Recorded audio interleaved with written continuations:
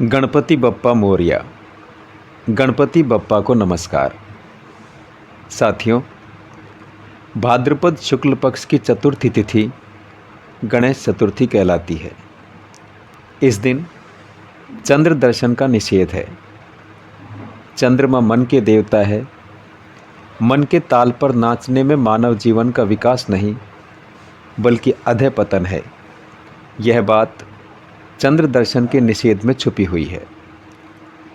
प्रत्येक शुभ कार्य में सबसे पहले गणेश जी का ही पूजन होता है। गणेश जी का मस्तिष्क हाथी का होने की पौराणिक कथा हम सभी जानते हैं। पुराणों की भाषा भावगर्भित और लक्षणात्मक रूपकों से भरी हुई है। भगवान शिव यदि हाथी का मस्तिष्क धड़ पर बिठा सकते हैं तो गणेश जी का अपना ही सिर वापस क्यों नहीं जोड़ सकते। गणपति तत्व ज्ञान के देवता और समाज के नेता हैं, अतः उनके पास हाथी का मस्तिष्क होना ही चाहिए। संकुचित वृत्ति का मानव महान तत्ववेत्ता या नेता नहीं बन सकता। गणपति का सिर हाथी का है। हाथी सभी प्राणियों में सबसे अधिक बुद्धिमान है। हाथी के कान सूप जैसे हैं।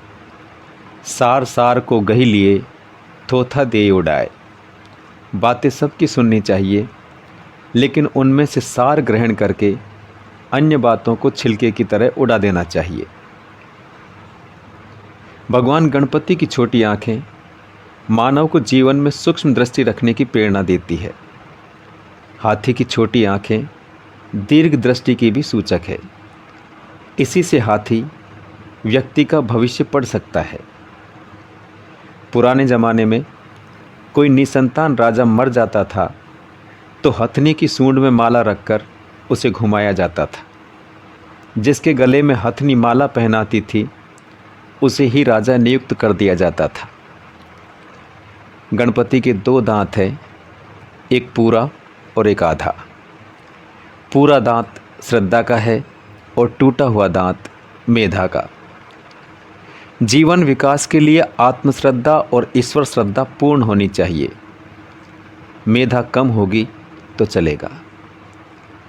गणेश जी के 4 हाथ हैं, एक में अंकुश, दूसरे में पाश, तीसरे हाथ में मोदक और चौथे में आशीर्वाद है। अंकुश वासना विकारों पर संयम का सूचक है। पाश ज़रूरत होने पर इंद्रियों को सजा देने की सामर्थ्य को सूचित करता है। मोदक ऐसा भोजन जिससे आनंद प्राप्त हो। प्रत्येक इंद्रिय का आहार सात्विक होना चाहिए और जो व्यक्ति अपने कर्म के फल रूपी मोदक प्रभु के हाथ में रख देता है, प्रभु उसे अपने चौथे हाथ से आशीर्वाद देते हैं। साथियों, गणपति लंबोदर भी कहलाते हैं।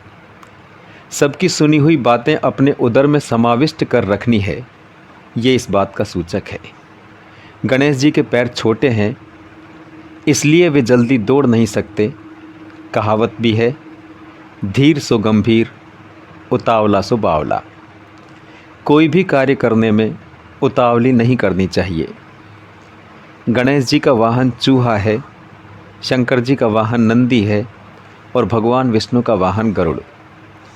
ये सभी इतने विशाल हैं कि घर में प्रवेश नहीं कर सकते, जबकि गणपति का वाहन ऐसा है कि कोई भी उन्हें घर के भीतर ले जाता है। अर्थात महापुरुष के साधन छोटे और नम्र होने चाहिए ताकि वे सभी के प्रिय हो सके। आध्यात्मिक दृष्टि से देखें तो हमारी इंद्रियों का एक गण है। उस गण का पति मन है। किसी भी कार्य को सिद्ध करना हो तो गणपति का प्रथम पूजन करना, अर्थात मन को कार्य के प्रारंभ से ही शांत और स्थिर करना, जिससे कोई विघ्न खड़े ही ना हो और कार्य निर्विघ्न पूर्ण हो सके। साथियों, ये थी आपके साथ आज की बात।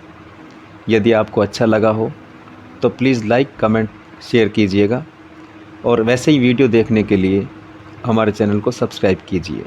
धन्यवाद। जय सिया राम। राधे राधे।